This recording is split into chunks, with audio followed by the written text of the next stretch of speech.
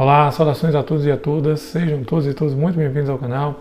Meu nome é Matheus Ferreira Bezerra, sou professor, advogado, doutor em Direito pela Universidade Federal da Bahia e venho falar hoje sobre usufrutos e uso, Dando continuidade ao tema aqui de Direito Real sobre coisas alheias, nas aulas de Direitos Reais, nós encontramos o tema usufruto, que é a reunião de duas consequências desse direito de propriedade, dois poderes dessa propriedade, que é o de usar e fruir a coisa.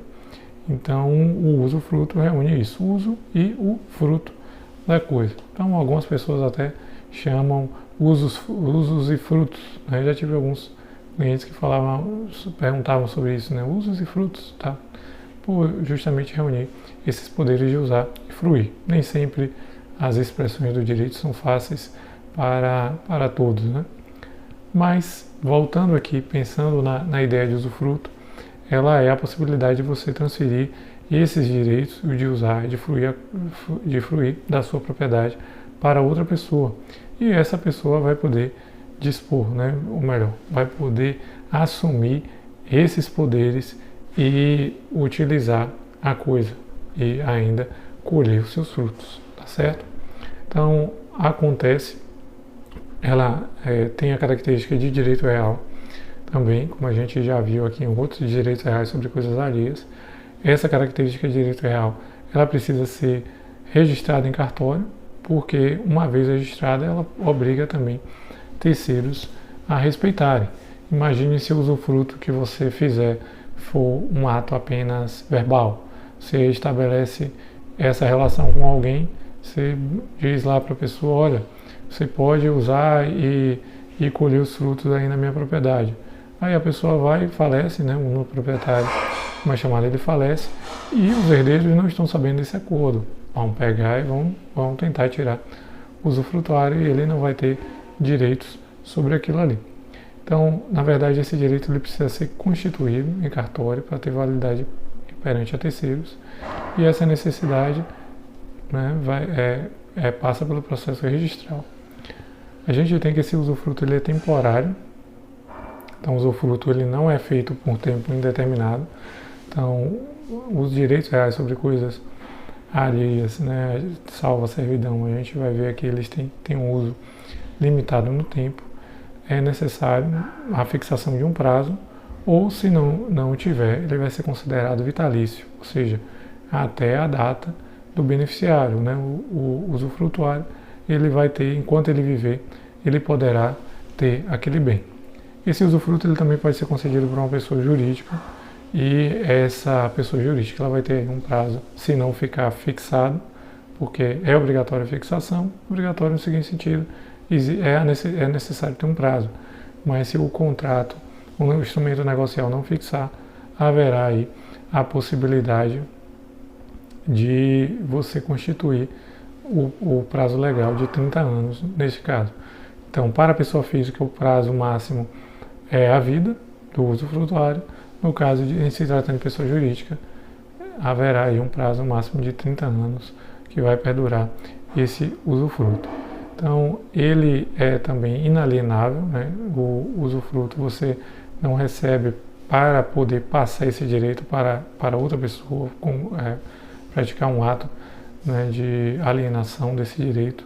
Então, ele deve ser exercido pelo próprio usufrutuário. Ele também é impenhorável, você não vai realizar a penhora sobre o usufruto, ele não estaria aí disponível para essa realização. Então, uma vez que é inalienável, vai estar impenhorável também, é uma consequência da inalienabilidade. Pode acontecer de penhora sobre o bem, que venha em relação ao proprietário, mas não será uma condição do usufrutuário ele colocar a possibilidade de penhorar aquele direito que não é seu só parcialmente, só exerce esse direito de uma forma parcial. Ele pode ser constituído de forma legal, a lei pode estabelecer usufruto em algumas possibilidades. Nós vamos ter aí, por exemplo, no caso dos pais, que tem tem filhos menores que tenham bens, né? Esses pais eles vão administrar esses bens, eles poderão ter o usufruto desses bens para a manutenção dos filhos. Inclusive, nós vamos ter aí a possibilidade de ele ser voluntário.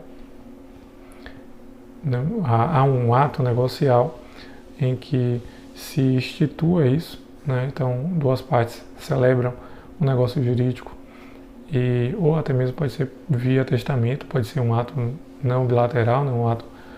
um ato unilateral, e haver a constituição do usufruto.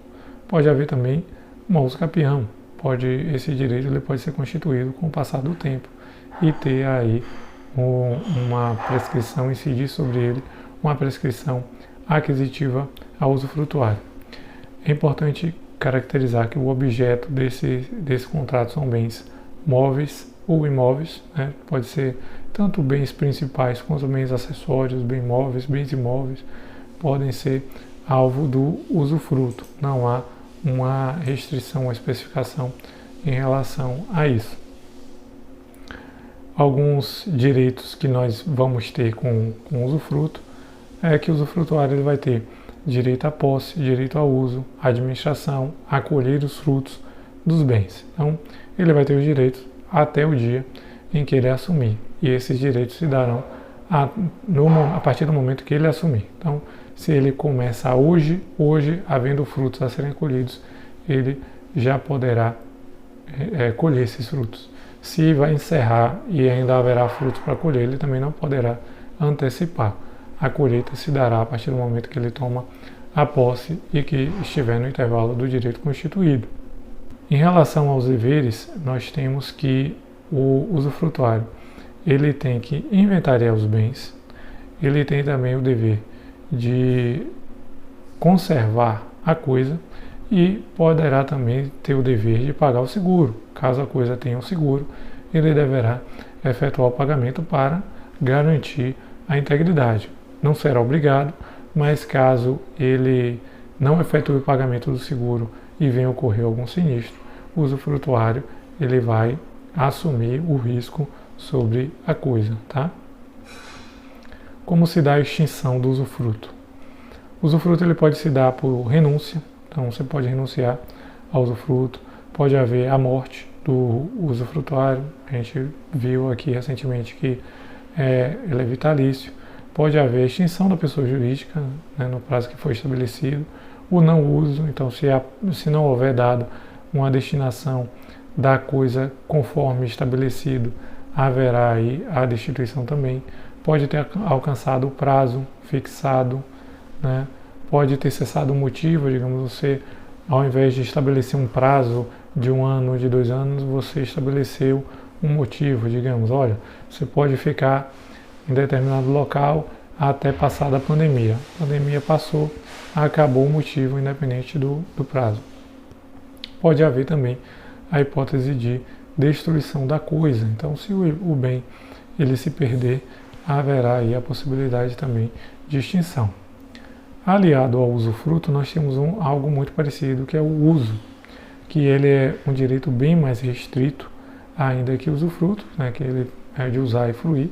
O uso você pode utilizar a coisa, né, eventualmente pode até ter a percepção de frutos, mas ele é muito restrito no direito brasileiro. Então, ele tem alguns artigos que falam sobre o uso, mas a maioria deles vai tratar também de forma equiparada ao tratamento que vai se dar ao usufruto no que for compatível.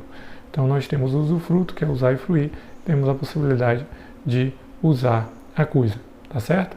Então, esse foi a apresentação desse tema de usufruto e uso. Caso isso tenha te ajudado a compreender o assunto, eu peço que deixe aqui a sua curtida, para eu entender que foi útil. Caso tenha gerado alguma dúvida, eu peço que deixe aqui nos comentários para eu poder esclarecer em breve, tá certo? Muito obrigado e até a próxima.